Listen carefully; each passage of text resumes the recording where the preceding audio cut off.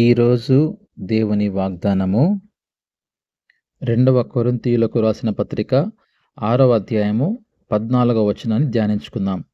మీరు అవిశ్వాసులతో జోడుగా ఉండకుడి, నీతికి దుర్నీతితో ఏమి సాంగత్యము, వెలుగునకు చీకటితో ఏమి పొత్తు. ప్రభునందు ప్రియమైన వార్లారా, అవిశ్వాసులతో జోడుగా ఉండకుడి అని దేవుని వాక్యం సెలవిస్తూ ఉంది. నీతికి దుర్నీతికి ఏమి సాంగత్యము అనే మాటని ఇక్కడ చూస్తున్నాం.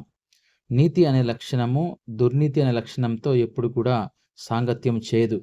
నీతికి వ్యతిరేక పదము దుర్నీతిగా ఉన్నట్టుగా మనం చూస్తున్నాం. అదేవిధంగా వెలుగునకు చీకటితో ఏమి పొత్తు అనేటువంటి మాటని ఇక్కడ చూస్తున్నాం. వెలుగునకు చీకటి అనేది వ్యతిరేక పదము. ఎప్పుడైతే వెలుగుంటుందో అక్కడ చీకటి ఉండదు, చీకటి ఉన్న ప్రాంతంలో వెలుగు ఉండదు అనే విషయాన్ని మనం గమనించాలి. ఏ విధంగా అయితే నీతి దుర్నీతితో సాంగత్యము చేయదో, వెలుగు చీకటితో పొత్తు పెట్టుకోదో, విశ్వాసులమైన మనము అవిశ్వాసులతో జోడుగా ఉండకూడదు.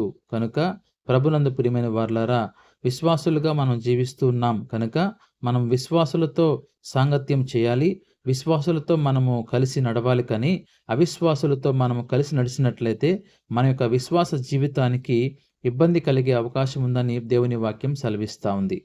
దేవుడు ఈ మాటలు దీవించునుగాక. ఆమెన్. ప్రార్థన చేసుకుందాం. పరిశుద్ధుడా, ప్రేమ కలిగిన తండ్రి, మీకు స్తోత్రం నాయన. ఈ ఉదయకాల సమయంలో ప్రభువా, మీరు 2వ కొరింథీ రాసిన పత్రిక 6వ అధ్యాయము 14వ వచనం ద్వారా మీరు మాట్లాడిన మాటలను బట్టి స్తోత్రములయ్యా. ఎవరైతేనైనా ఈ యొక్క వాక్యాన్ని వింటూ ఉన్నారో అటు బిడ్డలను మీరు జ్ఞాపకం చేసుకోండి, వారి కుటుంబాలను దీవించండి. మేము కూడా తండ్రి మా జీవితంలో నాయన అవిశ్వాసులతో జోడిగా ఉండకుండా విశ్వాసులతో సాంగత్యం చేసే విధంగా మంచి జ్ఞానం మీరు మాకు దయచేయమని యేసుక్రీస్తు నామంలో అడిగి వేడుకుంటున్నాం తండ్రి. ఆమెన్. అందరికీ వందనాలు.